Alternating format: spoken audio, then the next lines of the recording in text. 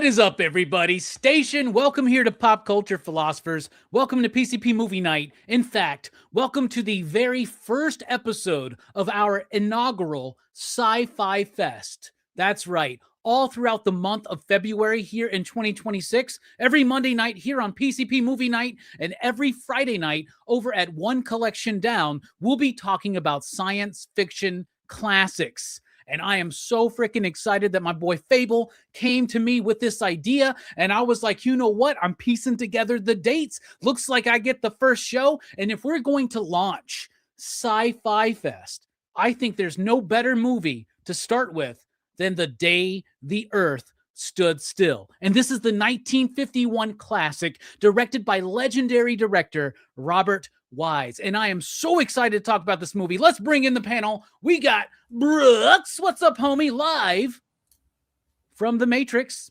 How you doing? You're still trapped in the Matrix. You haven't found a payphone. It's not your fault. It's because it's 2026. We don't have them anymore. How you doing, Brooks? Pretty good. Yeah, this is another movie that I've known of for a long time, but had never seen. So another one to check off the list. It's crazy, man. There are so many movies that in the pop culture lexicon that I haven't seen. I've seen a lot, but I've also not seen a lot. So here's another one I can check off the list. Well, I'll tell you something. If PCP Movie Night is good for anything at all, it's to introduce you to culture. So you're welcome. You're welcome. Speaking of culture, we got Jelani. What's up, homie? Station. And Klatal Barata Nick too. I'm surprised. I'm surprised you remembered them. Yes. Yeah, I never remember the last part. It takes a while. But yeah, it's good to be here. Such a historic film to choose for your Sci-Fi Fest. So yeah, I like it. I'm glad I'm a part of this. Hell yeah, you're a part of it every week. You only miss out when you're like, I don't want to watch all the Jurassic Park movies. I don't want to watch all the Fast and Furious movies. No, I don't want to. Speaking of Fast and Furious and dinosaurs, it's Nick from Comic Culture with a rare appearance on PCP Movie Night. How you doing, my comic book compatriot? Yeah, dude, I'm doing great, man. I make my annual appearance. What better film to make that appearance on? And then this one right here, dude. I've grown up with this movie. I love it. I can't wait to talk about it. Yeah, dude. Glad to be here. Thanks for having me again. Why do we only bring Nick on for black and white films, by the way? You give me the list and I'm like, yeah, that's the only one that I want to do, man. Yeah. This movie's awesome, dude. Let's talk about it. This is the one. This is the one to start Sci-Fi Fest off with. Let's do it. And we can't do a film that is of the import of this without somebody who has seen it live, probably with an actual person playing two theremins at the same time in some random village in New York at some random theater that was only there for 5 months because it was put together by some trust fund kid. I don't know the background, but I'm sure Joe's seen this in the theater. What's up, Joe Corallo? How you doing? Hello, station, everybody. I watched this movie a lot. I remember getting the DVD of this right when the DVD of it came out and all of that. It's a good one. Spoilers. So. Yeah, it really. So have you seen it live? I haven't seen a screening of this one yet. I would love to, but it hasn't come up yet. Okay. Well, when it does, maybe Joe, do you know how to play the theremin? Because what if we both learned, we forgot everything else. Screw your comic book career, screw my career. Let's learn the theremin for an entire year. And then we will play double theremins live to this movie, to a crowd in some New York theater that some trust fund baby has started up. That's going to only last 5-6 months. What do you think? At this point, fuck it. I'm down. Let's do it. I'm just kidding. All right, and let's welcome a very warm welcome. We see this guy in the chats all the time. He's already our homie. We're inviting him in for the first time live on PCP Movie Night, a pop culture philosopher's debut from Metal Elf Collectibles. Station PCP Army. Hey guys, look, Mom, I'm on PCP. Not the drug though. Nice. There you go. Happy to have you here, man. I had a spot to fill. You had expressed some interest. I was like, what about Day the Earth Stood Still? And you were like, heck yeah, bruh. I'm down. Yep. Super excited to have you here, man. All right. Let's get into this film. 1951, directed by Robert Wise. But the movie really was kind of put together by Julian Blaustein, who is the producer of the film. And he had read a short story, which is called, what's it called? Thinking about the leader. Anybody remember real quick if I don't? Farewell to the Master. That's what it is. Farewell to the Master by Harry Bates. Thank God for Wikipedia. It was based on a short story, but he didn't really like the short story, but he liked nuggets of it. And he kind of liked the overall idea. And he put together this movie. It was written by Edward H. North, who was a scriptwriter back in the day. He actually won an Academy Award for Patton. So that's pretty impressive. Patton's a pretty good movie. We've never covered Patton. We've always talked about doing a war month in November. You know, maybe we should actually do that. Patton would be a good one to kind of put in there, maybe. Yeah. I don't know. I mean, I think I would put other ones above. Anyway, we should do Patton one day, is what I'm saying. That being said, Robert Wise, who had done a lot of Westerns at this point, hadn't become the legend yet. This movie might be one of the reasons why he's a legend. Of course, his work on musical blockbusters like West Side Story and The Sound of Music, and one of my favorite films that he directed, Star Trek: The Motion Picture, which is another film we've never done, and we should do. And I know I'll be disappointed by everybody on the panel, but I love that movie. I'm a huge fan of Not Robert. me. Get me on that one. I'll back you up, Robbie. All right, Joe. Well, you're always usually one of the first people I send the list out to. So when we do that one, you're gonna be there because I'm gonna need some backup, especially with Jelani over there, because I know how he feels about it. But that being said, we're talking about Day the Earth Stood Still, and I would say that Day the Earth Stood Still is one of the absolute most important films of all time. It is definitely, to me, without a doubt, the most influential science fiction film in the history of science fiction films. And I was mentioning that earlier on my show over at the EXP with Dynamite. And somebody in the chat goes, Star Wars is way more important and influential. I get what we're thinking there, but no, because there's not a world in which Star Wars is able to exist without this movie happening. It's also science fantasy. Yes, it sure is. It's not science fiction. I wasn't going to go that route, but you're kind of right. You're pretty right about that. Star Wars or Star Trek, though, the motion picture is very science fiction. Anyway, so moving on. Let's talk about our overall thoughts. I think this movie is incredibly important. I loved it ever since I first saw it. I didn't grow up with this movie. It wasn't something I saw all the time. I was aware of it. Like, I knew about Gort, like the robot visually, but I would always get it mixed up with like Robbie the robot and Forbidden Planet and all that kind of stuff, like famous robots. But sci-fi when I was growing up wasn't necessarily my jam. Now, at an early age, like around 8 to 10, somewhere around there, I got into Star Trek: The Next Generation. That started pulling me into science fiction. But before that, I was always an action movie and a horror movie guy, right? And I say I'm an action movie and a horror movie guy talking about Robbie at age 4 to frickin' 7. You know what I'm saying? But when I first watched this, I was in my early 20s and I loved it. And I think it was maybe around that time, Joe, that it was first released on DVD. And I checked it out. I'd always heard about it. And man, I loved it. And I remember the first time I bought it on Blu-ray. And I don't remember if it's this Blu-ray, but it came in a 2-pack. It might be that one. It came in a 2-pack with the remake that they did with Keanu Reeves, right? Yeah. And I did not like that film. I found it to be boring. And I just didn't like it. I don't think it's a good film. And I remember buying the 2-pack and then selling off the remake, right? And keeping Day the Earth Stood Still. The first time I watched it, it blew me away. And I think it, like I said, it's one of the most important and influential movies ever. I think it has, sadly, a timeless message that was very... The military did not want to be involved in this movie at all. The MPAA had problems with elements of the movie. This movie, I'm very surprised that it came through with as profound of that timeless message as it does. And the sad tragicness of it is how still we need to hear the message of this film. We're going to unpack it all tonight. But Brooks, I want to know, what do you think overall? You out there in the chat, join along. Oh yeah, like I'd heard of this movie, like I've known of its importance, like for a long time. So like it lives up to it, man. Like this movie was really like it's a lot better than I thought it was going to be. Actually, like all I really knew about it was from the robot. The robot's kind of like the main thing. Like, he's probably like one of the most copied kind of robot designs, like humanoid robot designs. Definitely like every time when you first watched this film, did you think the Destroyer? Yeah, Right. I figured he was going to be some kind of like enforcer or something like that. But yeah, and like this movie, like, is another thing that influenced on it that really stuck out to me is the Silver Surfer, because Klaatu like very much feels kind of like a Norrin Rad kind of character. Like, he's kind of announcing this like great power that's going to affect all of these people, but he wants, like, like how Norrin had to meet Alicia Masters to learn like humanity was worth saving.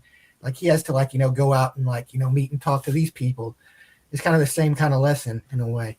But yeah, this is a great movie. It feels it also feels a lot like the Twilight Zone. Like the Twilight Zone would have like these really good like sci-fi stories, and this feels like a theatrical kind of one of those almost in a way. But like, yeah, oh man, I really did. I watched this one twice for fun because I needed to like Nice. listen to the soundtrack or whatever. So yeah, pretty good. Heck yeah, man. Super happy to hear that. Glad you liked it on your first time watch. And yeah, I'm glad you noticed the music because it's a very important part of this film and one of the most influential parts of this film, to be honest. And we'll dive into that a little bit later. But very happy that you like this. I'm glad that you pulled a Verno for fun, basically, and watched it twice. That really warms my heart. And when movies are an hour and a half long, it's easy to do that. Yeah. You know what I'm saying? We can be, by the way, let's do The Irishman. Let's watch it 2 times. Nope, that ain't gonna happen. Watch the first time. That ain't gonna happen. Yes. What about you, Jelani? What do you think about this movie overall? What's your history with it? Yeah, I think the first time I saw this movie, it was the first time that the remake had come out. Like, I was excited to see it, and I'm pretty sure I saw it sometime in high school too, but I can't really. It's foggy, but I do remember watching it before the remake came out, and this is way better than the remake. This is a fantastic film. One of these. It's so awesome. I think they put this in like the in the Library of Congress or something, or the National Registry, because it's so influential. It got a guy blacklisted from Hollywood because of the Red Scare. There's so many cool facts about this movie, about just the aspect of why the military didn't want to do this, because it put them in a bad light. It's such a crazy film to get off, because back then these were B movies, what they were showing us, and B movies were just schlock. They were just out there, and people didn't take it seriously. They were even saying that the actress that played the lady in the film Played Helen, that played Helen hated this film, or just hated her line delivery, because she thought it was going to she was going to lose her career. It was in particular the Klaatu Barata Nikto thing. Like, she was like, she couldn't do it with a straight face for a while. Nikto. Yeah, she looked lost, but it works. It works. I mean, I'd be freaked out too if a monster was coming at me. Patricia Neal, by the way. Yes, Patricia Neal. Oh yeah, and today I did say I was going to try to drink a beer every time we did a review. This time, I am drinking Hearts on Fire. This is a Russian stout, Imperial Stout. It's a chocolatey beer. It's very nice. It's very rich. I've had it before. I'm going to crack this bad boy open. And good for the cold weather. What's going on? And I'm very, very, very happy to be here with you fine gentlemen to drink this and to talk about this lovely fine movie and the Red Scare. That's why it's red. So you like it overall, is what you're saying? Yes, I like that and this beer. Yes. Nice. All right, Nick, you chose this movie. It's black and white, but that's not the reason. What can you tell us about your thoughts overall on this movie? Yeah, I actually I grew up with this movie, man. It was one of my dad's favorite movies. I've seen this, over a half a dozen times probably, and I haven't seen it in quite some time though. I actually haven't seen it since I watched the Keanu Reeves remake, and so it was quite polarizing going back and watching the original again. I picked up on a lot more this most recent time watching it, especially on the music side and just, maybe some of the overall themes. I haven't seen it again since I was a kid, but I watched it several times growing up. Like I said, my dad loved it. I loved it. just because of that. And of course, you know, the references in Army of Darkness, obviously, you know, so like there's little cultural things that keep popping back up. I mean, there were parts of the movie, there were phrases that my dad would say, you know, when I was a little kid, just at the dinner table and stuff. So I mean, like this movie's kind of been part of my life for a long time. So I was glad it was on the list. And yeah, I love it. It's a classic. It's inspired so much, not only on the music side, but just on the culture side. It's an evergreen movie. The message is going to be just as relevant in the 50s as it is, you know, 50 years from now. And yeah, this movie's got a lot of things going for it. I think it beat all expectations. And, you know, you never really knew how these movies are going to be received, right? You know, they were coming out. A lot of the cast had their doubts on this one, but came out swinging. And yeah, it turned out to be one of the most influential, you know, movies of all time. So yeah, I'm digging this one. Heck yeah. I'm glad you mentioned the Army of Darkness stuff, because obviously I watched Army of Darkness when it was released on VHS, rented it from the video store, fell in love with that movie. First time I watched this movie, I went, get out of here. I was like, are you serious? I was like, that's where that comes from? So you watched Army first, and then you watched Army. it. Yeah, Oh, Army. cool. Like, I did too. yeah, way Yeah. much. Like Nice. probably like I probably watched Army of Darkness like 8 years before I saw That's this what it film. was. That's funny. Yeah. Yeah, And because I watched Evil Dead and Army of Darkness, and I was like, oh my god, they pulled it from that old alien movie. I can't believe it. You know what I mean? That's so neat because that we have nobody the remembered that opposite. line. Yeah. Yeah, the meta commentary there is like nobody can remember that damn line. You know what I mean? Like he Yeah. tells her that casually in the back of a taxi, and she's like, got it, no problem. I love it. Nick's like, I grew up in a wholesome family. My dad's favorite movie was Day the Earth Stood Still. That's what I Yeah. grew up with. I'm like, yeah, I grew up in a kind of wholesome family. My mom's favorite movie was The Exorcist, man. And that's what we like that's where we Yeah, went. Hell yeah. For real, yep. Heck yeah. Joe, you're always here for some of the best movies and some of the worst movies. So what do you think about this one? Where does it sit in that very, very definitive stance of the best or the worst? This is definitely one that's on like the best side of things. I remember I first watched this, I was like a teenager, and I remember like I liked it, but it was one of those things where I was like, oh wow, like I you know, I had seen like other B sci-fi movies, and they get really schlocky, and there's a lot more, it seems like, senseless violence in a bunch of those, and there was like that was really subdued in this movie, and I remember that standing out. You know, to me, but like I've always gravitated towards sci-fi. My grandpa, when I was growing up, showed me like Flight of the Navigator, The Last Starfighter, Tron, like all that stuff. So I've always really liked all that. I think you could make the argument that Fritz Lang's Metropolis is more foundational to science fiction, but this is absolutely up there. You know, for all the reasons that were mentioned. It's nice watching a movie from back before, you know, movies got all political. So that was cool. You know, They're woke. This movie's woke. Woke as fuck. but yeah, I will. It's hard not to say more than what's already been mentioned, and we'll get into it. So I yield the floor. Heck yeah. All right, Chad from Metal Elf Collectibles. What about you? What do you think about this film overall? What's your history? I love this film. This is my third time seeing it. I guess my first time probably would have been when I was like 7, 8 years old. I had an uncle that kind of taught me to be a cinephile. We watched movies together all the time. And at that time, my mom was really worried about like swearing and ultra violence. So we did a lot of black and white movies, including this and the Universal Monsters. So this is nostalgia bait to me. Like, I love it. Heck yeah, dude. That's awesome to hear. I love to hear. My mom was the opposite. She was like, you can watch whatever you want as long as you're watching it with me, right? But I do love the safety of those black and white films, right? Like, yeah. I used to have a girlfriend who like hated me watching like slasher films with like nudity and sex and all this gore and all that kind of stuff. And I could always be like, when she was around, like, no, I'm just watching Bride of Frankenstein again, dear. You know, stuff like that, right? But I love that you have that background, man. Like, most of us have that background of somebody in our family, whether it's comic books, whether it's movies, whatever you get into in life, it's usually some influence you had as a child. And that's one of the beautiful things about sharing our love of pop culture. All right, let's talk about this cast. Cast is brilliant. Cast is amazing. I've been a little bit of a dick this year in 2026 so far, going first, taking the obvious, easiest choices I didn't want stolen from me, and I'm not going to do that tonight. So, Brooks, I give you the floor. What is a performance you want to highlight tonight? Well, I wasn't expecting Aunt B to be in this movie. Yep. Right?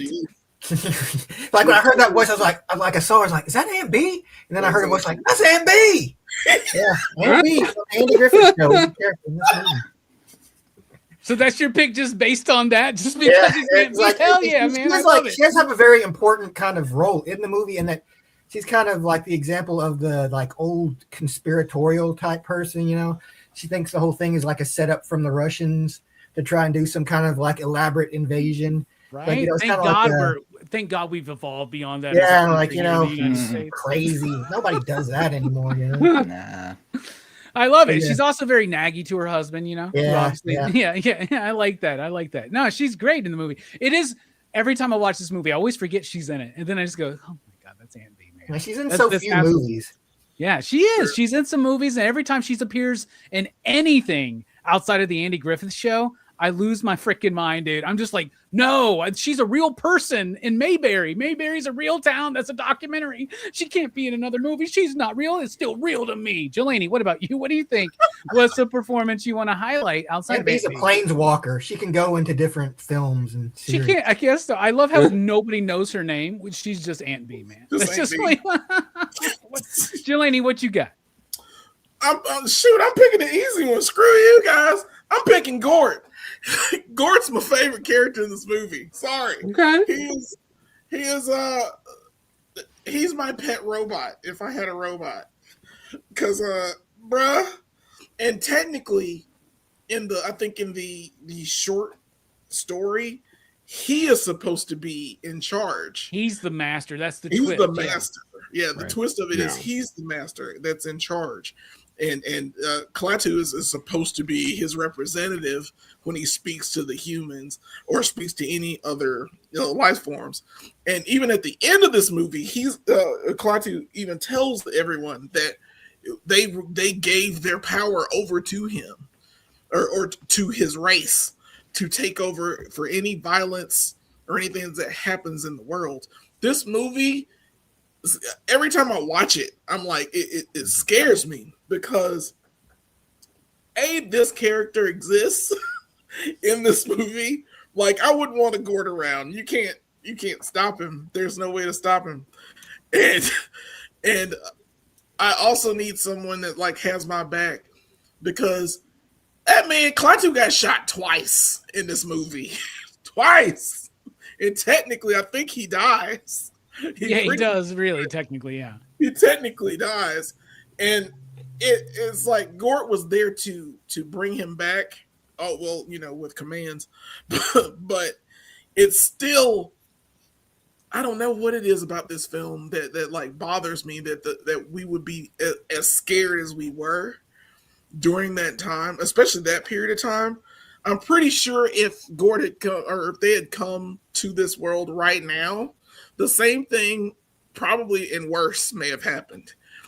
Like, I don't know. Everybody would be out there in the fucking park in Washington taking selfies and shit like that. People be like selling action figures of Gort and stuff like that. That's what it'd be like 24 hours. Like, there would be no time where people went to bed like normal people. Like, you notice all the night scenes, it's just guarded by the army. Yeah. But in real life, they'd be everywhere still. Like, people be camped out there. Well, what would get everybody in the modern age, and more so than it did even in 1951, would be when they took away all the power for a day, right? When they took the power away for a day, that would destroy us. I mean, and I watched it the first time I watched this movie. I know I got mad because I was like, well, they turned off all the power. What about all the planes in the sky? What about all the life support machines?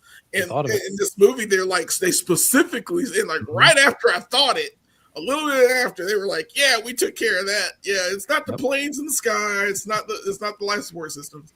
It's that everything else stopped. It had to stop. And it's scary.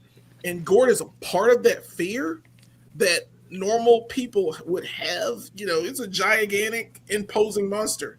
And then one more thing about Gort. Gort was an actual gentleman. He was 7 feet tall, and he worked as an usher in the Man's Chinese Theater. Yep. And he was extremely fragile. This man was like really like a stick man, pretty much. He couldn't lift. He couldn't lift Helen at all. Like they needed pulleys and like camera angles to make it look like he was picking her up and carrying her. And I thought that was impressive because the way the movie is shot, you can't really tell. And they had apparently 2 suits for him. So one suit, he had straps in the back, so when they shot it from the front, it looked seamless. And then they had another suit where it was shot from the front, from his front end, where it has seams in the front. And they didn't shoot it that way, so it did look this way. And it was it's so cool to know that little fact. Yeah. And he couldn't stay in the suit for 30 minutes. Like 30 minutes is so hot and unbearable, he couldn't stand it. So they had to take it off of him, and he could only be in that suit for so long. It's so many little nitpicks about Gort. I love the character. I love the guy it's based on, or the guy that's in it, in that suit, and how imposing and how terrifying that thing is. I wouldn't want to mess with it. And the Keanu Reeves movie sucks because that Gort is freaking terrible. So Gort was played by Locke Martin, right? Who did suffer from gigantism and unfortunately died a few years after the release of this film. And he of course had some fragility about him, but it was being in that suit, which was double rubber. So he's in 2 rubber suits, one over the other. And Robert Wise was like, we got to take a break like every 20 minutes. We got to get him out of this suit. Too much.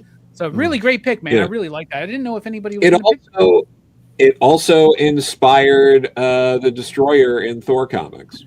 Yeah, that's what I'm saying. When I saw that, like the first thing I thought was like, that's the fucking Destroyer, dude. Like for real. And Jack Kirby, huge fan of sci-fi, pulled from sci-fi all the time and put his own tweaks on it. I love it. Like Jack Kirby reads Chariots of the Gods. By the way, Eric Von what's his name? Eric Von Dank. What's his last name? The guy that wrote Chariots of the Gods. Eric Von Daniken. That's his name. Just recently passed away. He reads that the Eternals is born, right? Basically. Gort's a great pick. What about you, Nick? What you got? So I thought some of the heavy hitters would be chosen by now, but man, I'm going to go with Professor Barnhart. Going with him. He was a dope character. I think they could have done a little bit more with him. His storyline ended pretty quickly once, everyone was told to evacuate towards the end, you know what I mean? And they come back out for that dramatic conclusion, and then the wrap up of the film. But I don't know, he's kind of the best guy to bring an alien to, because I don't know if you guys have been watching the news lately, or maybe in the last 10 years, rather. Political powers across the world are pretty stupid. So I wouldn't want to bring an alien with a message like that to those kind of people. I would probably bring them to scientific minds who can actually ask intelligent questions and actually rationalize things. And the problem though, Nick, is they would take him to Neil deGrasse Tyson instead of a very intelligent scientist that would be able to ask good questions. He's part of a community, right? So I don't know. There's corruption. There's corruption everywhere, guys. Should ask Bill Nye. Bill Nye. I don't know about what's that dude? The Miko guy. What's his name? Yeah, white hair, Asian guy. What's his name? Brian Greene, maybe. Brian Greene, maybe. I mean, they're physicists though, so I don't know if a physicist is. Jodie Foster. That's who we take him to. If an alien shows up, we take him to Jodie Foster. That's it. What about was it? Remember Beekman's World? Not only do I remember Beekman's World, you kind of look like you could be Beekman, Joe, in another reality. I really like that. Sam Jaffe, absolute Beekman right here.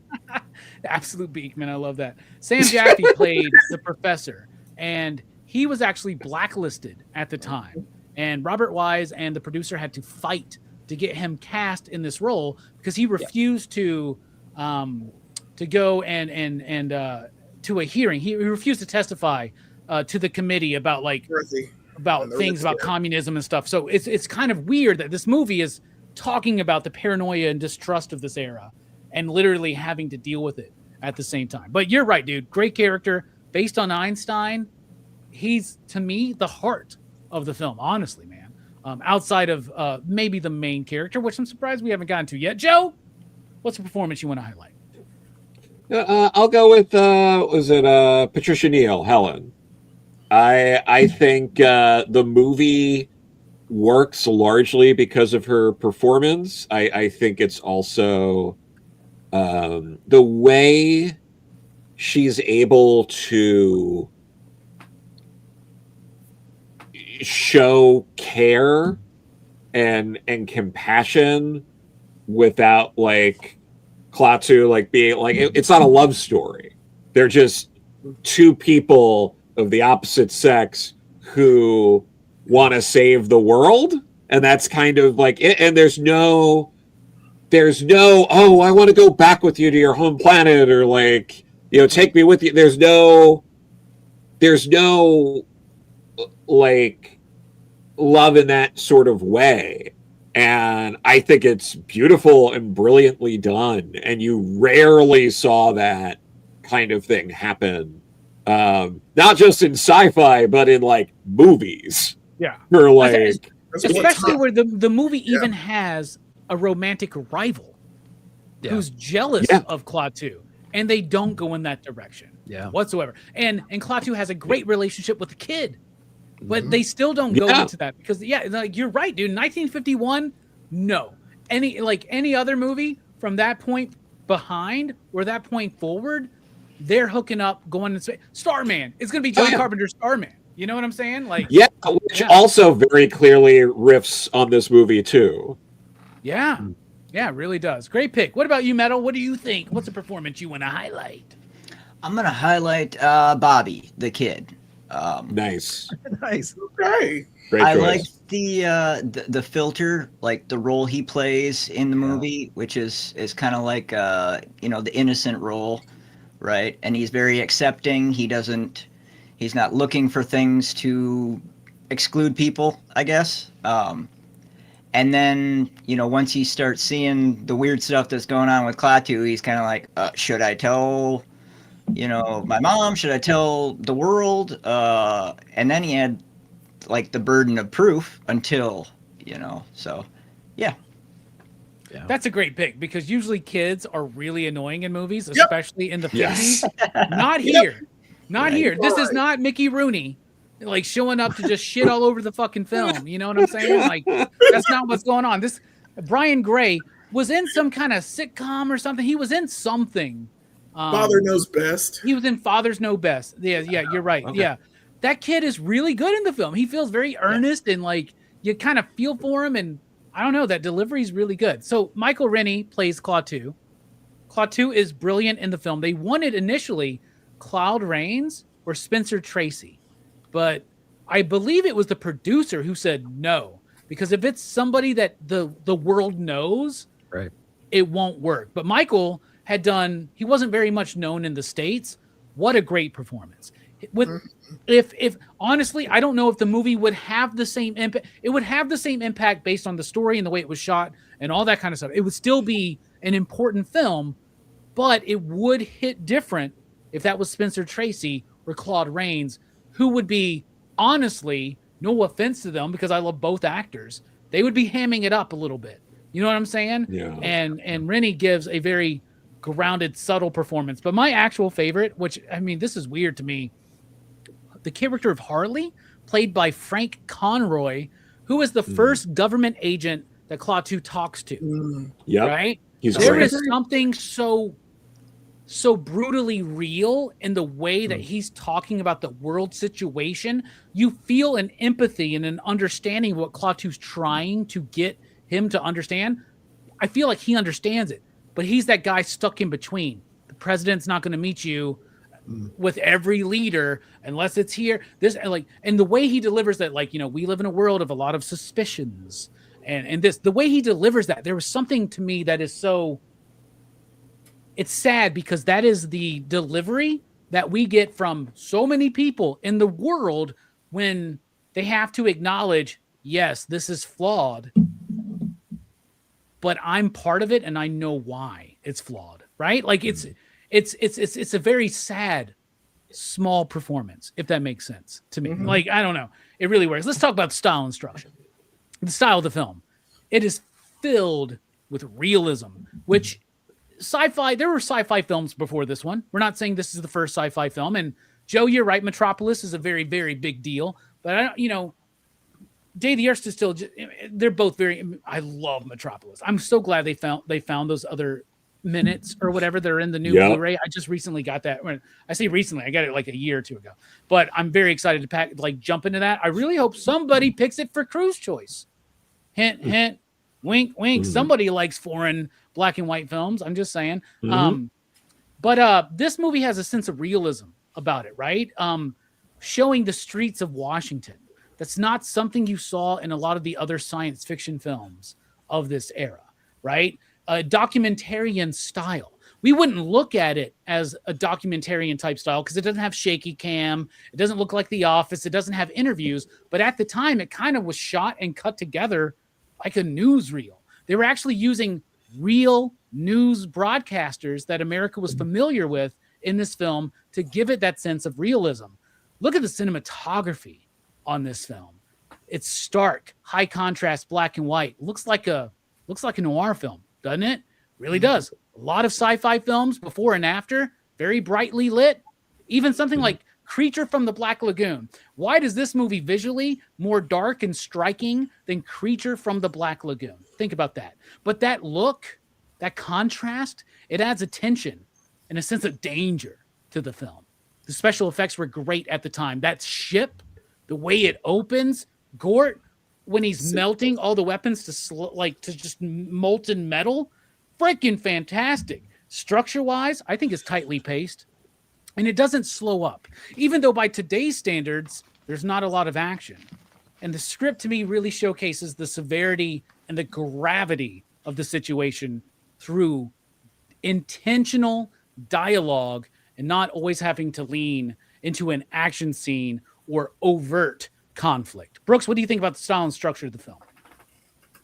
Yeah, like I agree with you. I think it's well paced. Like, it doesn't dick around. Like, it's a sci-fi movie, but it's not like, it doesn't rely on like, the more ridiculous aspects. A lot of sci-fi movies back in the day use like, the big rubber puppets and like, all that kind of stuff. Cause it's like, I guess Gort is kind of like the main sci-fi element as far as like, effects go.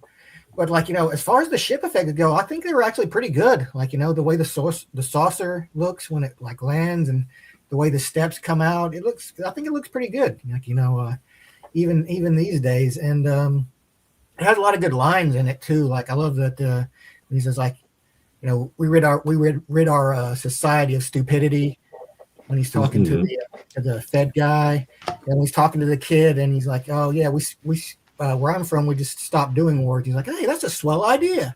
Like, it's got some really cool lines like that. They kind of like, give away, what the movie's saying, but they do it in a way that's not too like, preachy, I guess, it's just like, but yeah, like, it feels like this, the setting is very much, a lot of it's at night. I think that's why it kind of has that kind of stark contrast. Like, I noticed that too. It does have it has like a sharp kind of contrast to it. Very kind of crisp, I guess, for a black and white movie.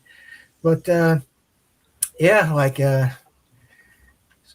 style, structure, like, and no notes. Like, it's perfect. No bad notes, right? Yeah, no red marks, man. I like that. What about you, Jelani? What do you think about the style and structure of this film?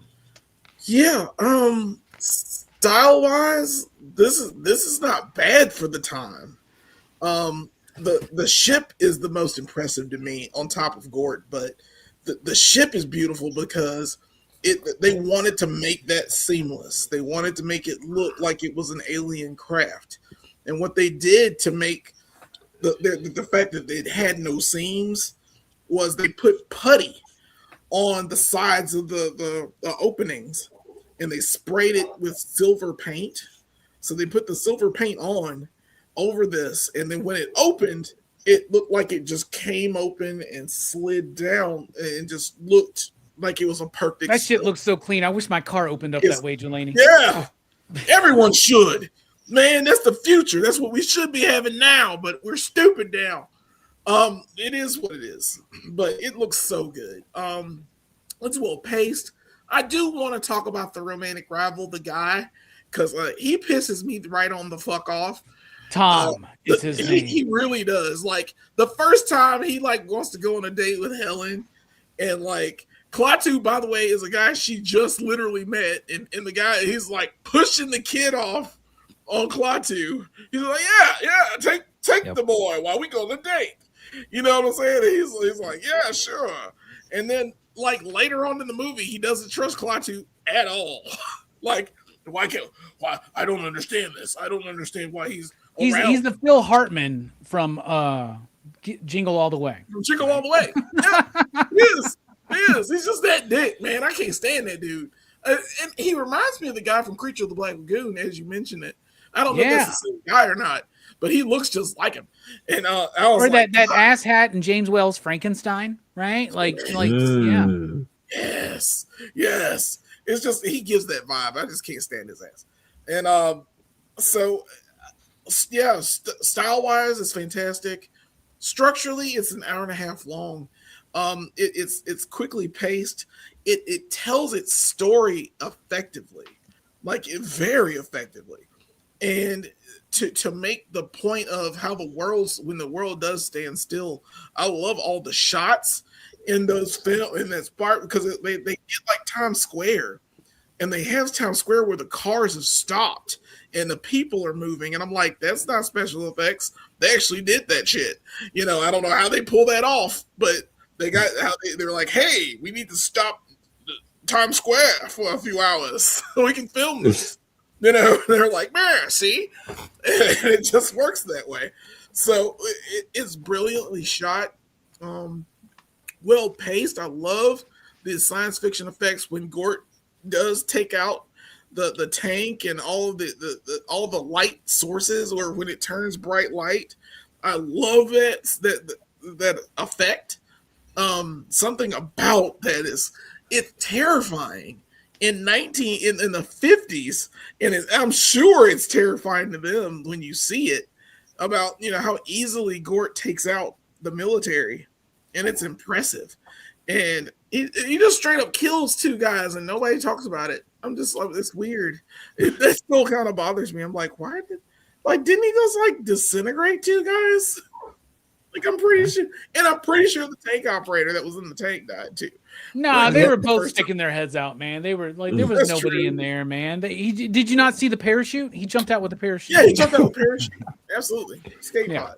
Yeah, but yeah, it's like the G.I. Joe cartoon, man. Yeah, that's right. Or there's that original dub of Dragon Ball Z where Necro Vegeta blows up a helicopter. Yeah, exactly. I think about that too often. Oh yeah. Glad you got to get that off your chest yet again, Joe. Nick, what about you? What do you think about the style and structure of The Day the Earth Stood Still from 1951, not the Keanu Reeves one, obviously? Oh man, I watched the wrong movie. No, I think it was pretty solid. As far as pacing goes, I've heard you guys say that the pacing is really handled appropriately in this one. I could have used with a couple less B-roll scenes of cars leaving the stations. You know what I mean? Like the Jeeps and the tanks and there was a lot of freaking B-roll of just cars exiting things and Army of responding to things and chasing them down the park. He's turning left. He's turning right. I thought that was hilarious. I was trying to count. There's like 6 or 7 different or 8 different freaking and it's things. Sped up a little bit, right? Yeah, the old movie way where they're yeah. Especially when power goes out, there's some panicky scenes where it's really sped up and they're running through the park and stuff. Yes. I think that was great. Cinematography wise, there were some pretty striking moments. We talked about the spaceship and the visual effects, of it landing and how it operates and how it opened and stuff. Like the interior was really interesting too. It had like a TARDIS kind of effect to it, like the anatomy of it. Walking in, a lot of hand movements to activate lights and switches, and the hospital bed thing where he was able to resurrect them in a way. That's forward thinking, man. That's cool. Yeah, you're right. The TARDIS thing. For real. Yeah, very much like the TARDIS. Yeah. Yeah, I mean, just the lights alone and activating. So I think that was before Doctor Who, man. Yeah. Yeah. Do you know when they killed Klaatu and they were going to bring him back to life, the MPAA had a big problem with that because it made him seem too much of a godly religious type figure. So they had to add in a line where he says "not for long" or something like that. When she's like, "You're back" or something like that. Yeah, for how long? He's like, we don't know. It's temporary. Yeah. But like, he Temporary, doesn't specify like what that means really. Yeah. It's like life is temporary. He could just live the rest of his life. Yeah, that's true. Yeah. Anyway, Yeah. Nick, I'm sorry. Go ahead. No. And I remember there was one scene. Remember, he gets like his he gets his suit. He walks into the house. He meets like Helen and the other people, and he's looking for a room to rent. That one scene where they're all huddled around the radio, and he's pitch black. That silhouette, and they're like, "Who the hell is that?" And they turn those lights on, and he's just deadpanned. You know what I mean? Like staring at these people. They're a little freaked out, but she comes and approaches them. So I thought like those moments really worked. I thought that it was like smart writing. It kept the suspense up. Obviously leads into like the music of everything, like how that influenced that scene. We'll get into that here soon as well. But yeah, I mean, I thought it was pretty tight. Hour and a half, man. It flew by. A couple little repetitive moments, but like it was cool to have access to what was it, like the National Guard or whatever it was instead of the Army at the time. Yeah. Whatever it was cool to have access to those things. So like putting those to use, I can understand that, right? Like really integrating them into the story. And I dug it, man. Yeah, because the military refused to be a part of this. Right. Like the Army did not want to be a part of it because they read the script and they thought it was a little bit too probably critical of them and the state of the world and the purpose. And, like when you question the idea of war, you put to question the existence of military and weapons and shit like that, right? And it's not the soldiers who make this decision, y'all. It's, and it's the people who are never on the fucking field, boots to ground, that make these decisions. Yeah. It's them and the happy ass trigger. Yeah, and I people. love you were talking about that scene where he comes in, he's all stark black and white. I mean, it's something out of like Double Indemnity or something, right? It's like very You've seen that 100 times mysterious since and then. like Yeah. it's so awesome. I love that. That's a movie we need to cover, Double Indemnity. Yeah. Joe, what about you? Style and structure. Yeah, no. To piggyback off that a little bit on the Army not wanting to do it because it's questioning their if there's like peace or whatever, if people don't want it, like they might be out of jobs or whatever like that. And it's a good thing there isn't some sort of existential threat looming over creatives right now or anything like that. Like that, but that's fine. So something that actively has already taken jobs, but whatever. It's like this script's kind of mean, but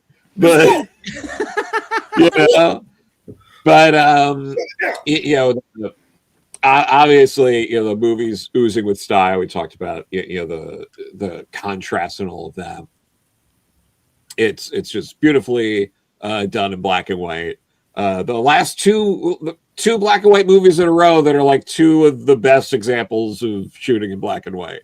Yeah. Crazy. Yeah, no shit. But, I realized when I wrote down high contrast black and white, I was like, I literally just said this last week about Fellini's 8.5. Yeah, I know.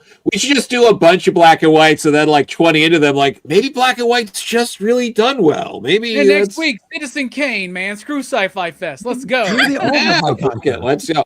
But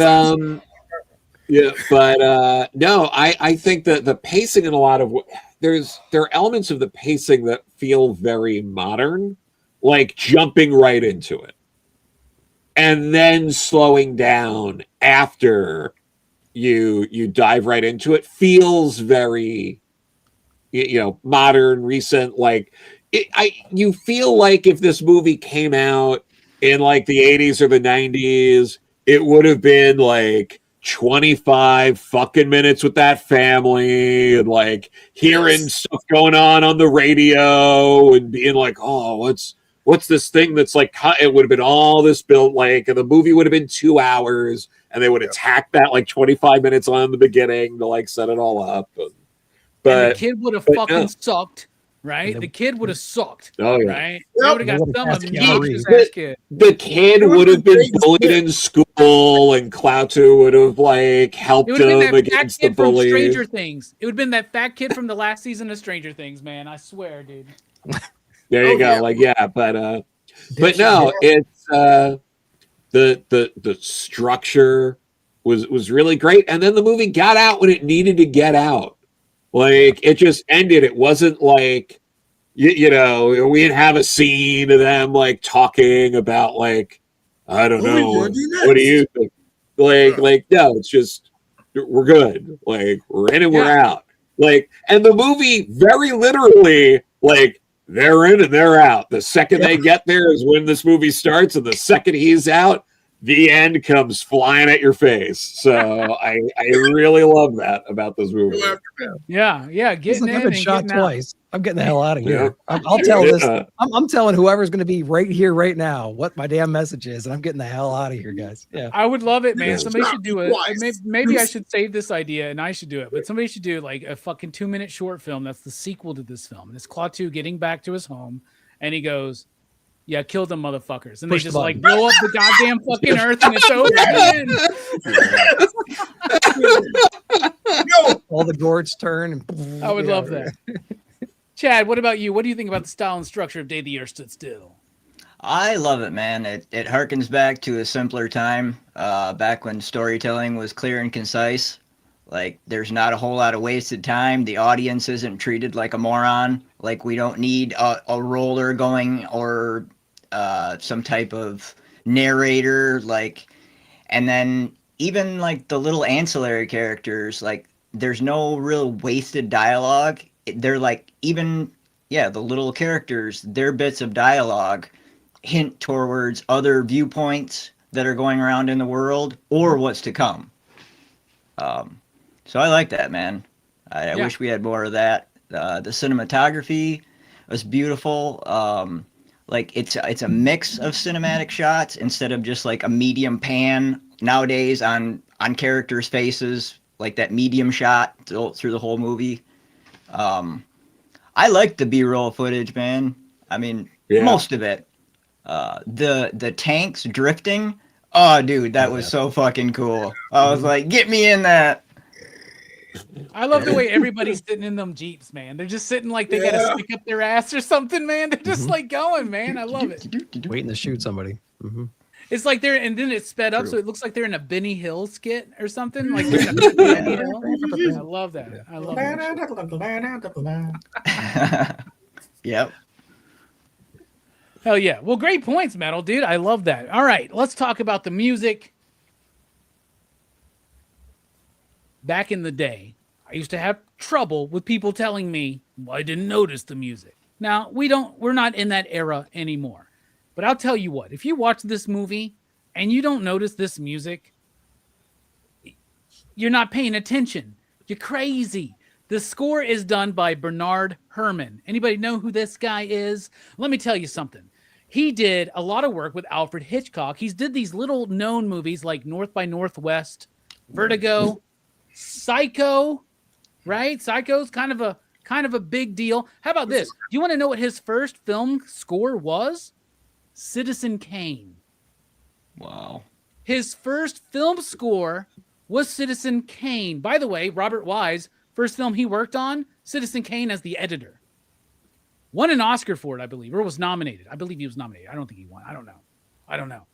Hollywood was against Citizen Kane at the time because of William Randolph Hearst. All right. But the music. Bernard Herrmann, he's a genius because he literally creates science fiction music composition in film and sounds, and he creates the audible atmosphere and tone of science fiction. He uses two theremins. He uses an orchestral he uses an orchestra. I almost said an orchestral arrangement. He uses an orchestra. He uses two theremins. He uses electronic effects that are groundbreaking and ahead of its time, and literally creates the soundscape of what we know as science fiction. When you hear something like, woo, you hear that theremin, you hear that wah, wah, wah. That comes from this movie. This is, to me, absolutely, without a doubt, without question, the most important, most influential, and most groundbreaking score in science fiction history, and one of the top 25 in film history. The score is brilliant. You can listen to it on its own. It's only like 15 minutes of music, but it's so impactful, so important. We take it for granted. To us, we would watch this movie today, and a lot of us would go, "Sounds like your cliche sci-fi score." Yes, the reason why is because it starts here. When this movie came out in 1951, if you were at the theater, if you're at the drive-in, you'd never heard anything like this before. And do not forget that when the theremin was first introduced, people were passing out in the audience thinking that the spirits of the ethereal dead were speaking and moaning to them. So I love the theremin, and my old friend James used to say, I play the air theremin, not the air guitar, because the best thing about the theremin is that's how you play it, with the air. I don't know why I brought that up. Anyway, The music is freaking dope, man. I love it. And that atmosphere and that tone that it does create, it perfectly creates, within the midst of the sense of awe and wonder, a sense of peril and melancholy. Brooks, what did you think about the music in the film? I liked it. Like, it is very much like, what you would expect from a movie like this. But like, it's like you said, like this is where it starts kind of in a way. It's smooth. Like the soundtrack, a lot, especially early on, reminded me a lot of like the OS Star Trek kind of soundtrack, where it would have like, it would use a lot of the same kind of tones. Like it's a little less cheeky than a lot of those early OS Star Trek soundtracks could be, but it's got like kind of got the same.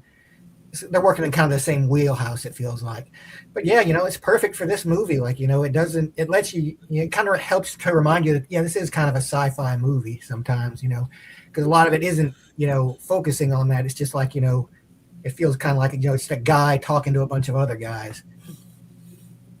Yeah, I like that. By the way, I have tried playing the theremin. I don't know if anybody else has tried playing the theremin. It is very, very hard to play that thing. It's very tricky. It's very hard. I'm not even lying. I want to own one, like an old school one. I really want a theremin. If anybody wants to help support PCP, buy me a theremin. Jelani, what do you think about the theremin? What do you think about the score of this film? I don't even know what theremin is, but I remember the sound from it, and it's special.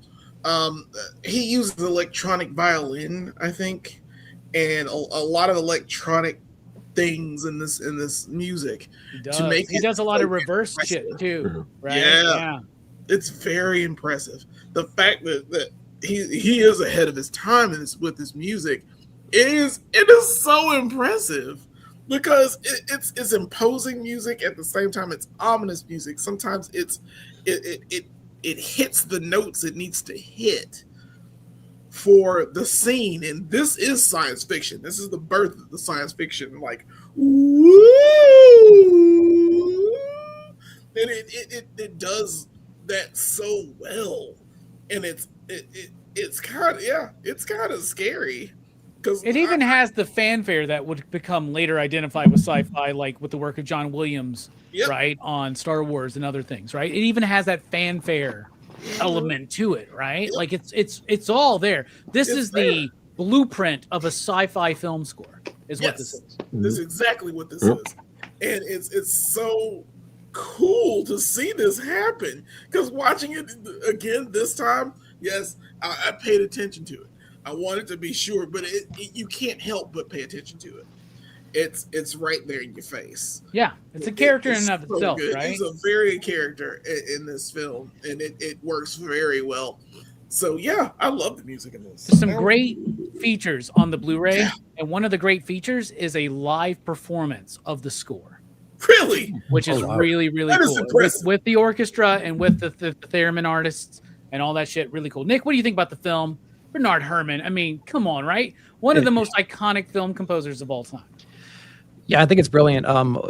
Two things. The actual score is on YouTube, so you can actually go on there and just kind of play it. I was playing it a little bit throughout the day today, and I actually looked up a little bit about this too. And I think Danny Elfman obviously was highly inspired by this, because when you listen to, I mean, like, watch this movie and then just go watch like Mars Attacks.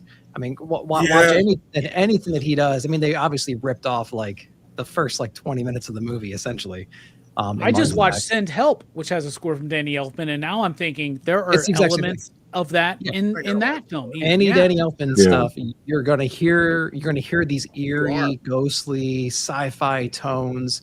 You're gonna get these stark drums in here, these really bassy elements. You're gonna get a lot of great stuff, and then like the main, I think it's like the very first song, right when the theremin's coming in. There's this woman who's like, it's this really amazing pitch as well, and it works so well with what the theremin's doing at that time. And just like the vibe it gives you, it makes you feel like this is going to be like an actual scary existential, like horror-ish kind of a movie, but like, and it is in a way, but like there's no horror element at all in this. It's more of an existential kind of a thing, but like the music puts you in this real dark place, and it really accentuates like the cinematography with this too. So like those two things work so well together, and I think the score is like unmatched, man. And it's obviously influenced generations and generations of people.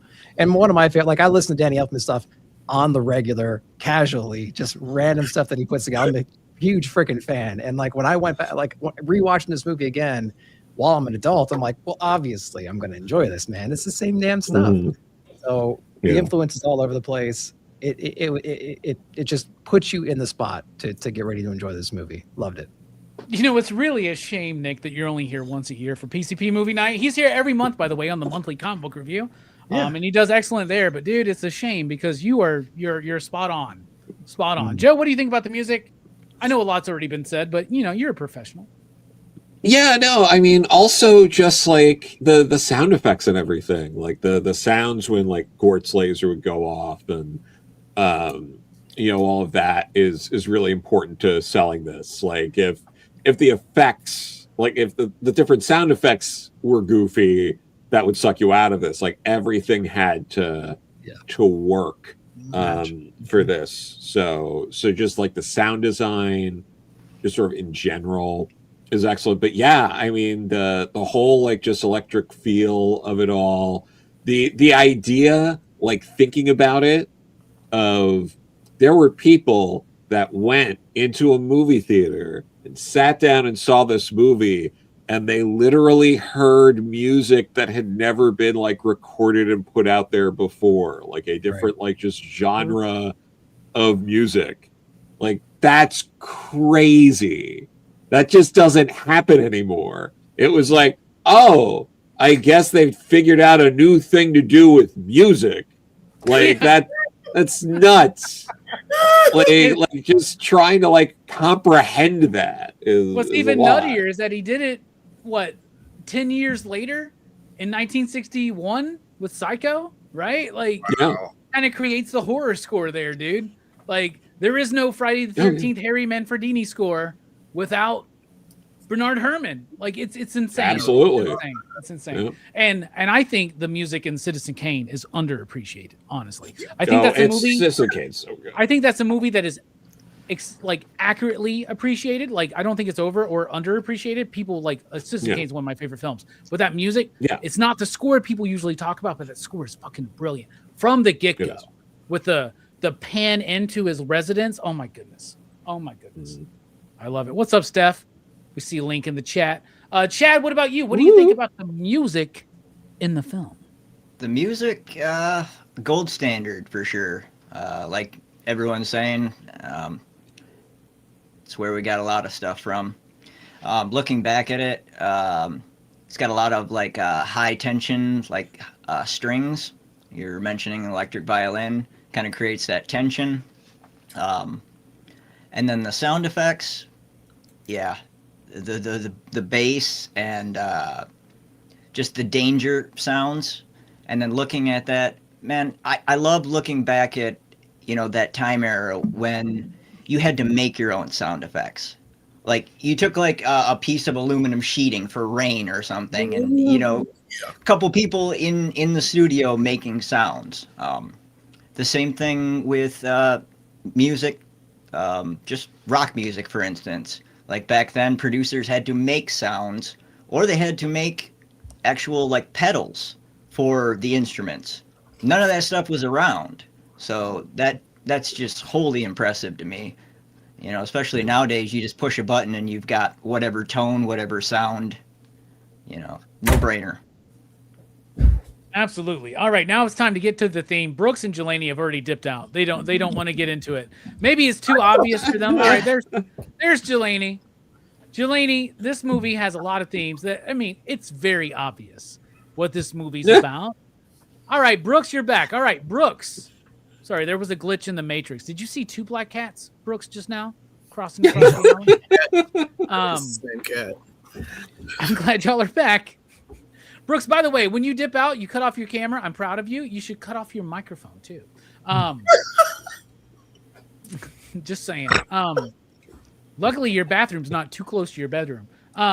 That being said, what do you think the movie's theme is? It's obvious, but what's it speaking to you? That's more personal.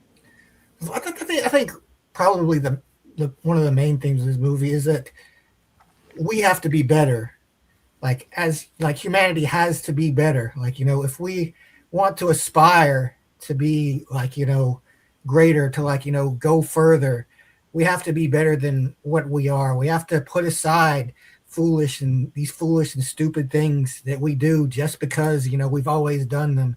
We have to be willing to think outside the box, to think, more creatively, to not be so violent, to be more about curiosity and, exploration than we are. And that's kind of like the whole reason that Klaatu is on this planet, is to assess whether humanity is able to, if they have that potential, because, it comes of a time when the whole atomic energy thing, it was a very frightening time for a lot of people. A lot of people didn't understand, it felt like we had a death sentence almost in a lot of ways. We didn't know, there's this great power, but all we could think about was to make, the greatest thing we could think to do with it was to build a bomb.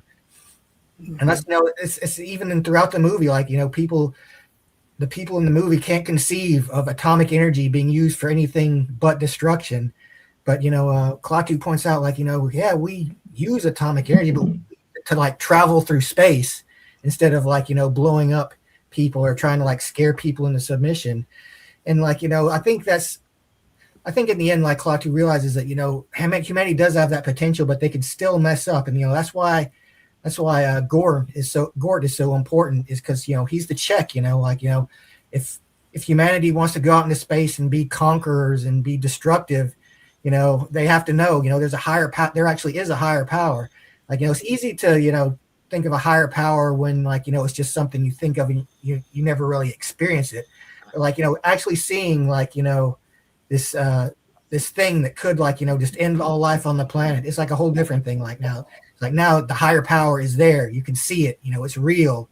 And so, that's how you it's encouraging to, not just to behave yourselves and stop wasting time. It's also an encouragement, try and find something better to do with your time than, than wasting it, with all this destructiveness and violence and everything. All right. I don't think anybody else needs to speak on the theme. We can move on straight to the ratings now. I mean, great. Great. Jelani, though, what's this speaking to you? God dang it, man. We still got to do this. We still got to go around. You can make it quick. I'm gonna, but damn it, Brooks. That is the theme of the day the earth stood still. Yeah. We fucking up, man. We fucking up real bad. It ain't good. Nowadays, we need this message more than we've ever needed a message, because I believe we're living in the worst time that we've ever lived in. Here's the thing. One of the biggest differences is back then there was a fear of nuclear war. Yeah, I don't think any of us really authentically believe that would happen anymore, even though the capability of destruction is way worse than it was back then, right? And yeah, dude, it's really bad now, and we need this message. It's timeless. It makes no sense that we can't get our differences settled in this silly world that we're in. We can't even talk to each other as people. We can't even like understand that our petty squabbles mean nothing to the cause, like the big picture. Like there's a universe out here. Like we are a speck in it. We are actually dust in the wind. It's actually a thing. Bro, what if our universe is a speck in a multiverse? Jesus. Yeah, we're like nothing. And the fact that this movie points that out, because they're like, Klaatu comes to this world to warn us, hey guys, y'all fucking up.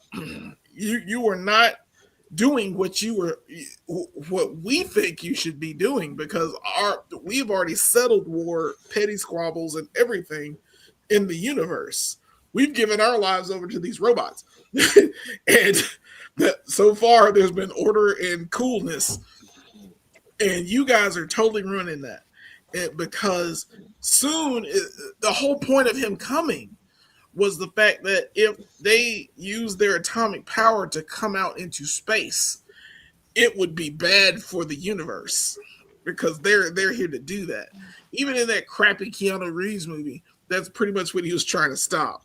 He was like, your global warming and trash is bad. I wouldn't say crappy. I would say mediocre. It's not the crappening. It's not that level, right? It is almost the crappening. I think we're almost the crappening. We're like maybe 2 generations from the asteroid hitting us. Gosh, asteroid, come on. But it is what it is. I don't want the asteroid to hit till after I'm dead, bro. I'll be honest with you, man. That's fine. I totally want to be here during asteroid times. I want to see all these crazy. I don't want to choke to death, man. That's all I'm saying, man. But that's fine. It's fair enough. But yeah, hopefully it's impact for us. I mean, hopefully it just hits like right there. But we would see it coming, man, and it would be the most beautiful thing in the sky. Anyway, I'm sorry, Jesus. Yeah, see, we're talking about the asteroid. See, it's a good thing. It's a good thing, right? This is how cults start, Jelani. By the way, do you remember Hale Bop? You remember? Yes, that? Right. And those guys, the Heaven's Gate people. Yeah, they're stupid. I'm mixing up the Kool-Aid right now, guys. Nice. Everybody got their fucking Nikes and robes ready, man. Let's go. Yeah. Man. But I'm Brooks just kidding. already said everything. Brooks to me said everything. It makes total sense. That's exactly what it is. I agree with him 100%. And we fucking up. We need to do better, because if we don't, we're going to go the way of the dodo. It will go fast. I like that, because even though Brooks may have already said everything, you Jelani-fied it, and that's perfect. Nick, why don't you Nickify what the themes of this movie are? Yeah, I mean, I'm not going to repeat what was just said. The other point about this is like, so Klaatu and his race, they apparently figured it out from their perspective, right? So they're not human. He refers to himself, I think he refers himself as like, this is just a human body or something like that. But their race isn't human, although Gort is human-like. So that's interesting, but that just might be just to make it resonating for the audience. Who knows? But like their answer is give up power, give up control, have some kind of an Overwatch system in place to remove humanity, or maybe they don't have humanity. Like who knows what their species is and how they evolved and how they rationalize things, or how they conduct business or what their cultures are. Who knows? It reminds me of Civil War, when Tony Stark was at MCU and whatever, where Tony was like, we need a suit of armor around the world, whether it messes with their precious freedoms or not. Like that's kind of what they did, right? They developed a suit of armor that controls them in a way, keeps everybody in check and balance, and they think they won in that instance, right? Like he would be on Tony's side. Mm-hmm. Whereas we're like, well, if you do that, then you're giving up what it is to be human, but maybe they're not human. So maybe they don't see that sacrifice, but we would, right? So like we would notice that freedom being taken away. And it's I mean, and they said it in Terminator, like it's in your nature to destroy yourselves. Like that's true. Like from the very beginning, like it's hard to have a species evolve as much as we have, with a consciousness and with, the struggles that we have across the world, and not be at conflict all the time. Like you can't overcome that easily, obviously, or else we would have done it, or maybe we will do it one day, who knows? But like an alien race with a different perspective coming in saying, everything that makes you human, you need to sacrifice. Because if you don't, we're going to wipe you out. It's like, well, that's not a very peaceful message either. But it's like, either you're going to wipe yourself out or we're going to do it for you, or you can live in harmony with these rules that we're going to enforce on you. It's like, there's no right answer there. It sucks in every way you know. I do the robot. Like, what the hell do you do? I choose He robot. admits it's not perfect too. He's like, it's not perfect, but it works for us. But it works for Yeah. them. So like the sacrifice was worth it for them, but we don't know if they're humans and we don't know what their sacrifice really was. Klaatu is not going like with the Prime Directive, right? Their federation's way different, right? And I wrote this down. I wrote this down in my margins of my notes. Who does police us? Like it was something I just kind of thought about, and that's a question that this movie doesn't dive into, but it is a question that is proposed in this movie. And I'm glad you brought that up, Nick. Yeah. Because who does police us? And then that leads to another question, and forgive me for yet another comic book reference, but who watches The Watchmen? Right? Right. Like, exactly. It goes right into that. Like it's a broken system. It works for us, but who are they to impose it on us? And what is freedom if the freedom we're defending is the freedom to do evil and war and violence? Like it's there is no right answer. I don't know the answer, Nick, and we ain't solving it tonight. I'll tell you that. So we might as well just throw it on over to Joe. Joe, what you got to think, man? What you said? Yeah, I mean, like everything more or less has been said. The world, the problem of violence in the world. Give it to us, Joe. Right? Yeah, figure it out. But like, I think a good takeaway from this is,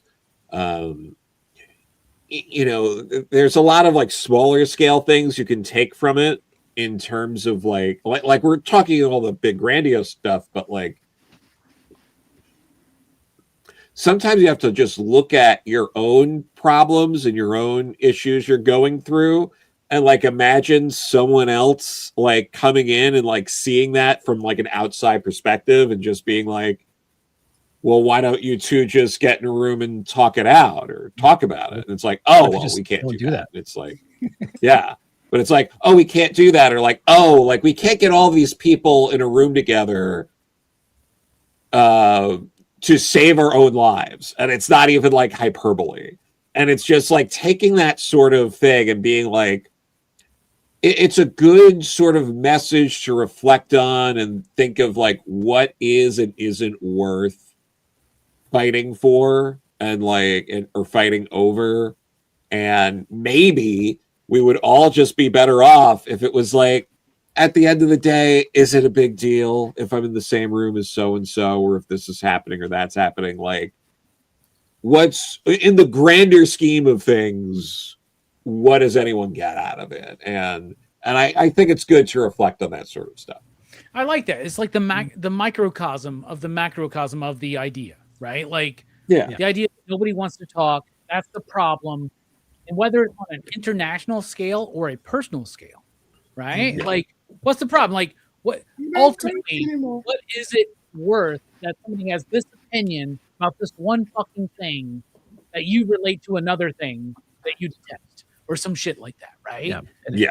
And it's big pale blue dot all over again. Like if you listen to Carl Sagan talk about it, when he's talking about, panning out and seeing it's about perspective. You know what I mean? Like the galactic perspective is so vast and it's so crazy that if you have that perspective, and these people do because they can travel around and they, in theory, they have a better galactic perspective than we do. Borders are removed. That kind of pettiness is removed. That kind of arrogance is removed, and those problems have been solved. Maybe in their area, but we haven't figured it out. Yeah. Damned if we ever do.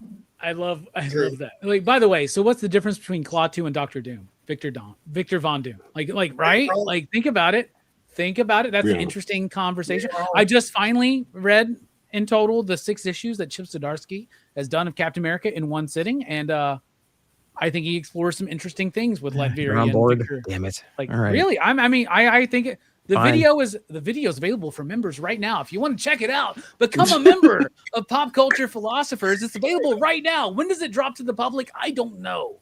Probably next Monday. However, no, I don't know. I'm going to go watch that Luc Besson Dracula film. There's a Luc Besson Dracula?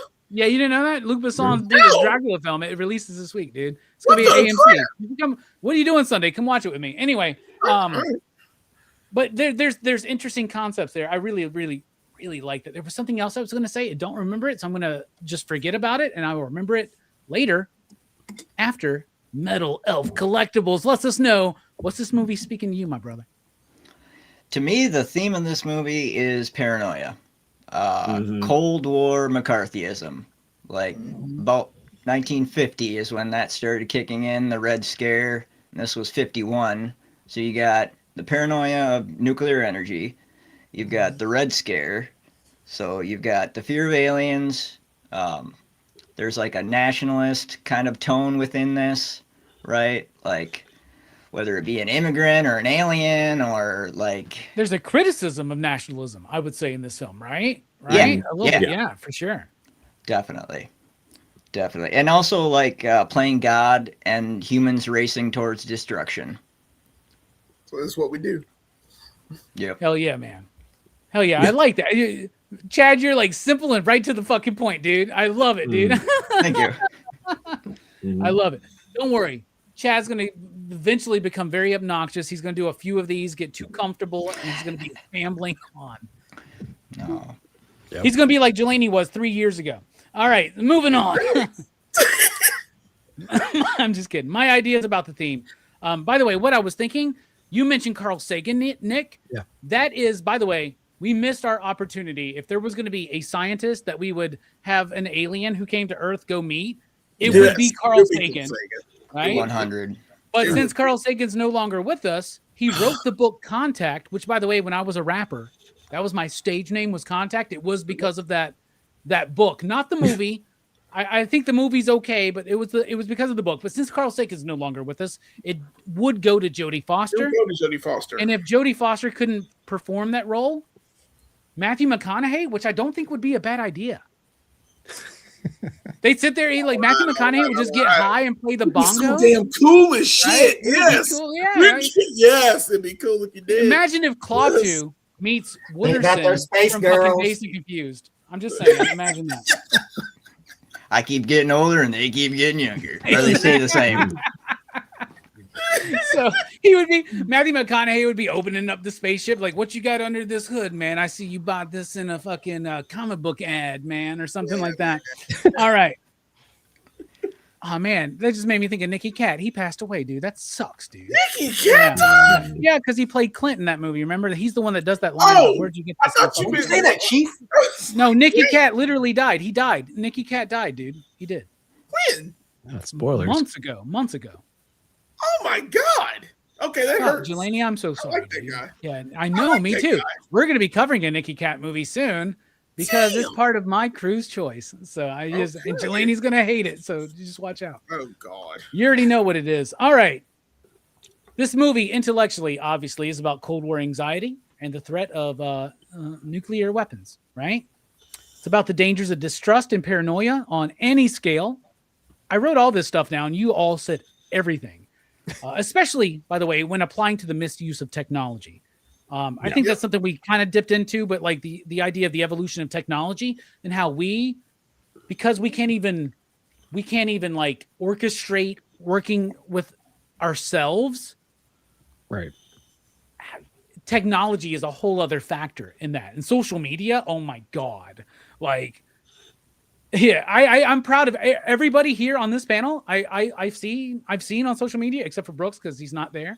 But everybody here is a positive light on social media, except for Jelani during football season on Facebook. But that's okay because that's all.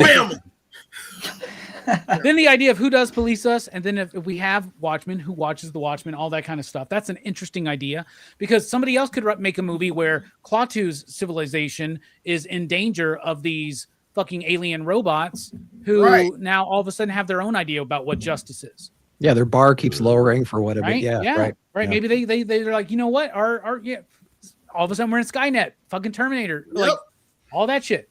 Is there? And here's a deep fucking question. I don't think we're going to answer it tonight. I don't want anybody to attempt it. But what is the best way to police ourselves as a civilization? Robots. Oh my God. Easy. I don't think it's robots, man. No, I really don't. I That's where we're going. don't think there is a fucking answer, man. I hope they are Victor robots. Von Doom might be the answer. Anyway, that being said, I love something that Brooks touched on. And I want to add to that. So the idea that this movie is kind of about we need to progress.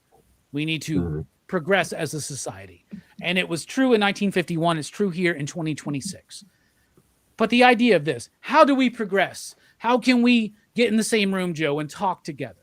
How can we deal with the evolving nature of technology when the devolving of communication is going on at the same time? How do we deal with the paranoia and the distrust, Chad? How do we handle all of this stuff? It goes to me to a Grant Morrison quote. And Nick mentioned the bomb earlier, and Jelani mentioned the bomb. Like, the best idea we can come up with is coming up with a bomb, right? Or something like that. So one of y'all two said that. Somebody else like elaborated a little bit. Maybe I'm wrong. Somebody mentioned the bomb. Made me think of this Grant Morrison quote. It was Brooks, but yes. Okay, it was Brooks. Brooks, good going. Before there was a bomb, there was an idea for a bomb. Before there was a Superman, there's an idea for a Superman. That's one of the reasons why Grant really loves the idea of fiction and story, I should say. Not fiction. Story being a way to evolve society, right? Mm-hmm. So you know what that means to me? We need to have better ideas about society. Before we can build a better society, we need to have better ideas. And I've heard a lot of ideas. Yeah, I've done a lot of research. I don't know what that means. That means I've watched a lot of fucking people talk about this shit. Futurists, shit like that, right? And too many of us are thinking of the idea of a dark, destructive future. We need to have a better idea, right? And I think that's, to me, the message of this movie is that if we want to progress as a society, we need to collectively have better ideas how to move this society forward. So that's what I would say. Time to rate this film out of 5 possible you digs. Brooks, start us off here on the panel. You out there in the chat, let us know. What do you think, Brooks? Well, you might be surprised to find that I give this movie a 5. It's great. Like, I love it. I love the message. I love the characters. Like, it's just I think this is a movie. I think it's one of those movies that's like, we should make kids watch this movie. It's part of their education. Yes. I think it's a very good, straightforward way to deliver a simple but important message, about humanity and what it is. Yeah. What we want to be as humans. If I'm allowed to watch Monty Python and the Holy Grail during AP European history, kids should be able to watch this during social studies, right? Yeah. Sure. Yep. It should be a curriculum. Yep.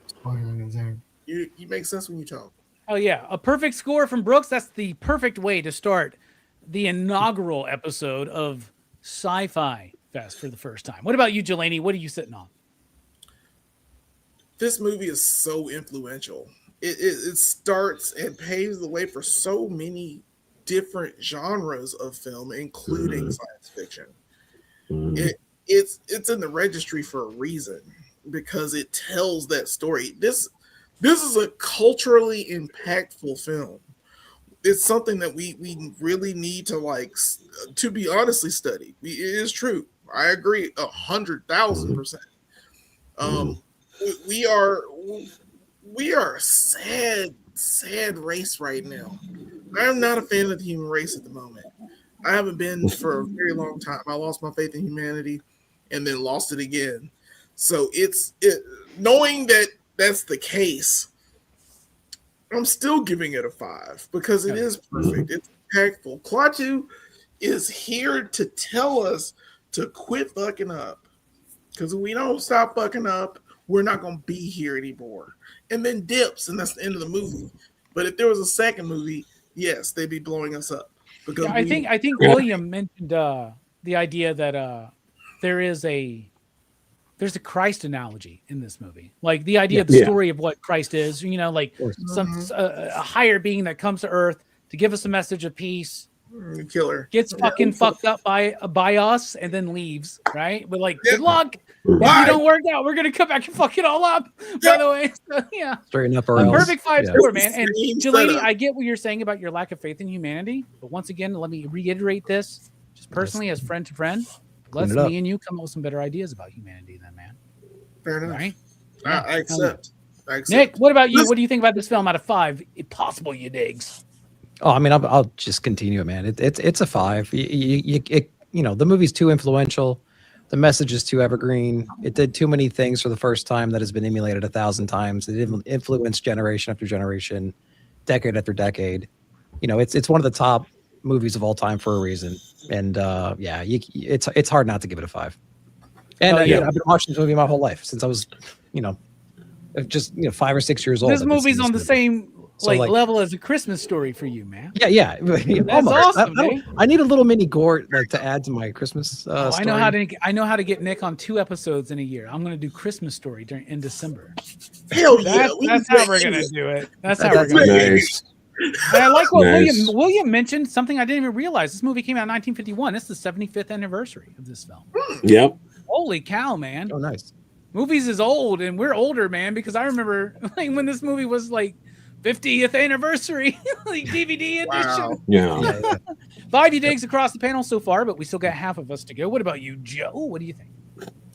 I mean, of course, it's a 5. It's so hard. Like they don't make movies like this anymore in the sense of like it's a heavy topic, but it's a really easy breezy watch.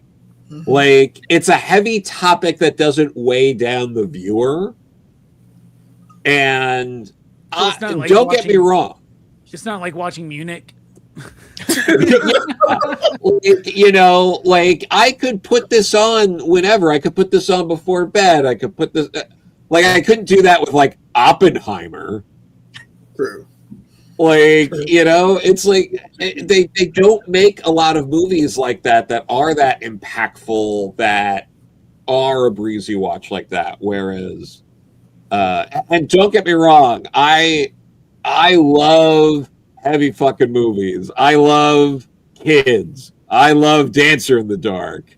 You know, all that dark shit. But like this is great. It's great, and it's for all of those reasons that you should show this to kids. You should show this in schools because it is that accessible of such an important lesson.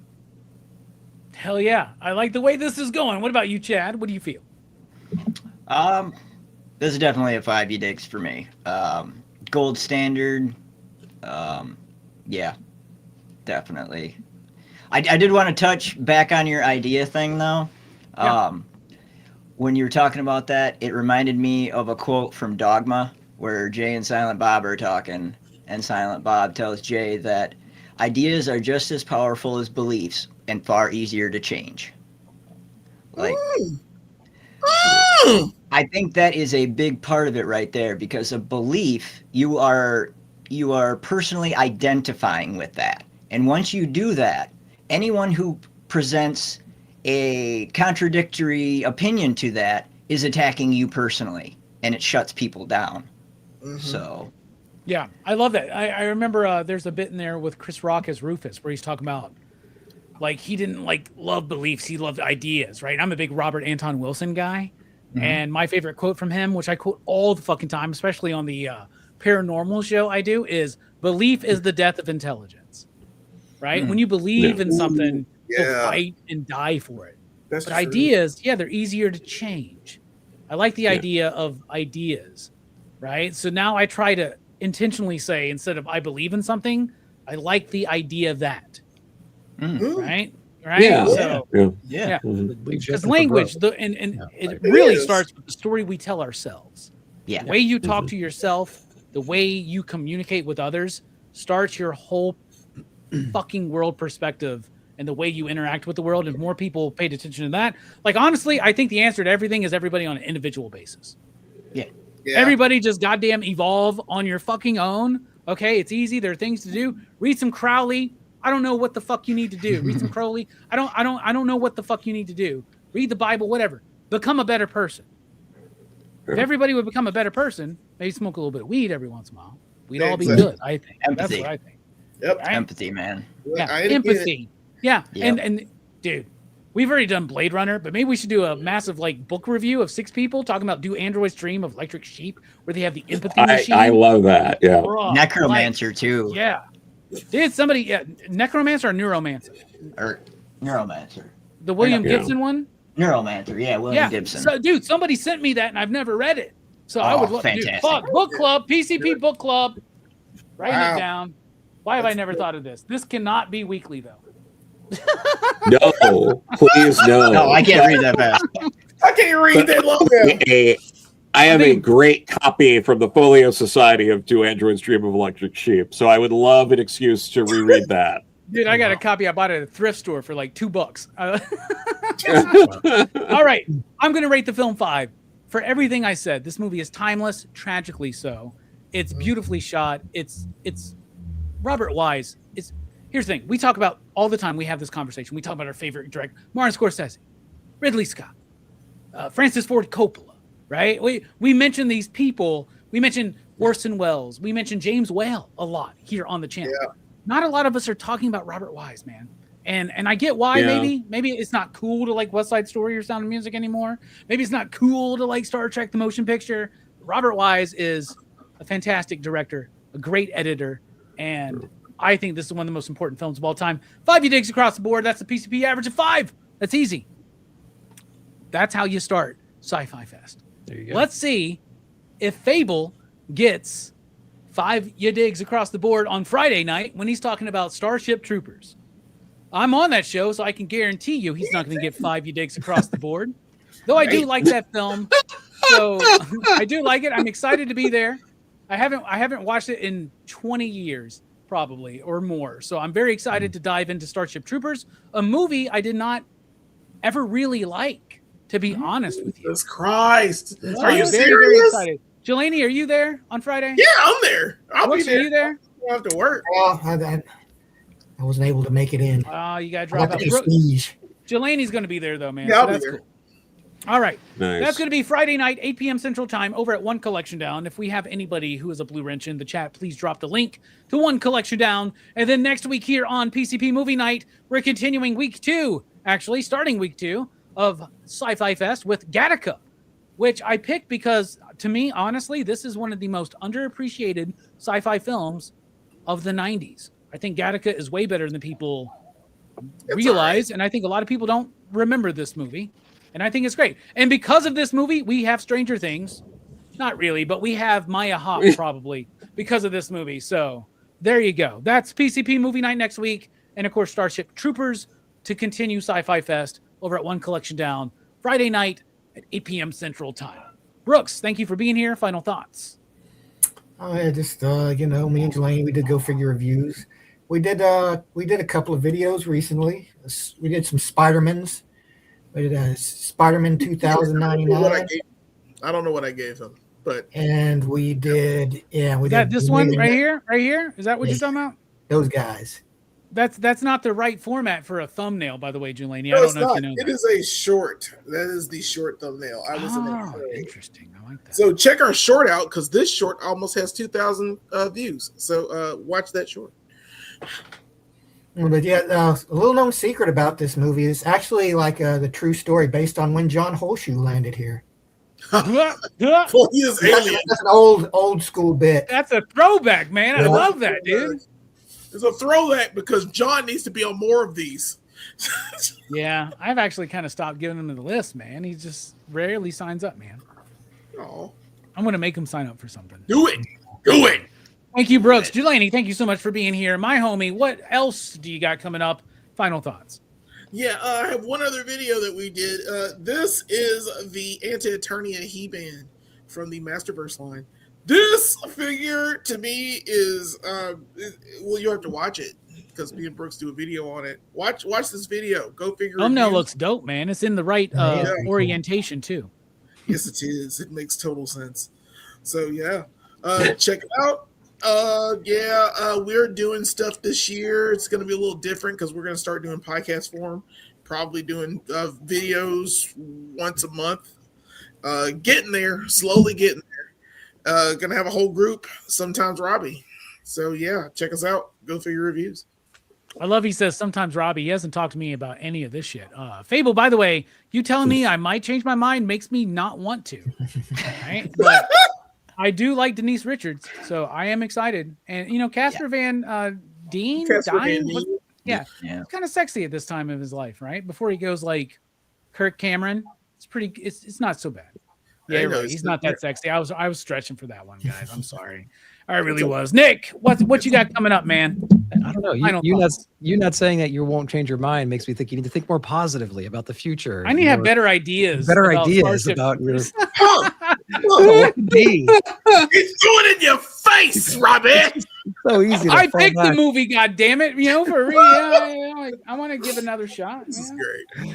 It's the guy that did RoboCop, right? Paul Verhoeven. Yes. Is it the same? Yeah, right? Paul Verhoeven and He did Total Showgirls. Recall. And Showgirls, yeah. Is Showgirls? I love, dude. I thought Showgirls would suck. I think that's one of the most brilliant films of all time, man. Like, so there you go, I man. do not. It's equal intelligence. No, Dude, but the best sex scene in cinema is when fucking Kyle MacLachlan is fucking Jesse Spano, like in that fucking fountain, very aggressively and oddly, and it doesn't seem like it would be pleasurable for anybody At all. But No one should like that. maybe it's because She I was got- on shrooms. I don't fucking know, man. She But it was probably- really cool. It was really cool. That's how bad it was. Anyway, Nick, what were you saying? oh yeah, what was I saying? Oh yeah, regularly scheduled programming, man. I do all comic book stuff, guys. So yeah, comic book reviews, teaming up with Robbie once a month over at the Best of the Month show. Man, we have such a great time doing that. Teaming up with Ink and Insights and doing some great content over there too. We just did the Inkies, which we talked about our favorite stuff of last year. But yeah, weekly comic book reviews, final order cutoff, weekly poll stuff, top downs, classic run breakdowns, things like that. So everything comic book related, trying to handle that over on my channel. Hell yeah. Appreciate you being here, man. This is Thanks, bud. awesome. We're doing Christmas Story in December. I'm signing you up. So we're going to get All you right. 2 times. I'm there. You just wait, man. Maybe even 3. You just wait. Joe, what about you, man? What you got coming up? Anything fun to announce? What's going on? I wish I had something new to announce today, but Hard Not Hate did fully fund, and you can still be a late backer. You can still get it. So you're basically pre-ordering, so you can do that. I wrote a 6-page story in that anthology. It's raising money for organizations like the Trevor Project, so some good stuff. I have multiple projects that are going to be out later this year that none are announced yet. But, you can follow me on at Corallo Joe, Corallo Joe on Instagram. And I'll always put when I have something coming up like that. I'm also already booked for Emerald City and C2E2. So if anyone's going to those shows, I'll be there. Nice. Everybody, if you're there, go say what's up to Joe and let him know you're a fan of PCP, especially Please. PCP Movie Night, in which Joe is a valued part of our crew here. Metal Elf, man, you killed it tonight. You rocked. You absolutely nailed it. We love you. Why don't you tell everybody a little bit about what you got going on and where to find you and final thoughts? You can find me on Facebook, Instagram, TikTok, and then on YouTube. So tomorrow I will be having my second interview with creature effects actor Details from Star Wars, about 3 p.m. Eastern. That should be a fun time. He was also in Emanate, which was an R&B group from the 90s. They were on the Bad Boys soundtrack. Pretty Nice. cool. Yeah. And then Thursday, I will be on Collectors Assemble, Toy Quest 101. We're having on Bull's Air. He's a custom sneaker guy. And then my regular stuff. And, and at the end of the month, I will be on Shout Out Fable, One Collection Down. I will be on that stream as well. Looking forward to that. Heck yeah. Ooh. Awesome. Heck yeah. All right. For me, Friday night, you can catch me on Starship Troopers over at One Collection Down, which is the next episode of SciFi Fest, collaboration between me and Fable, all sci-fi in February, every Monday in February or Friday night. And don't worry, y'all, we haven't forgot about March Madness. I'm putting together the best March Madness of all time. Join us next week for Gattaca here on PCP Movie Night for SciFi Fest. We are dipping out. I love you. For my final thoughts, Klaatu Barata.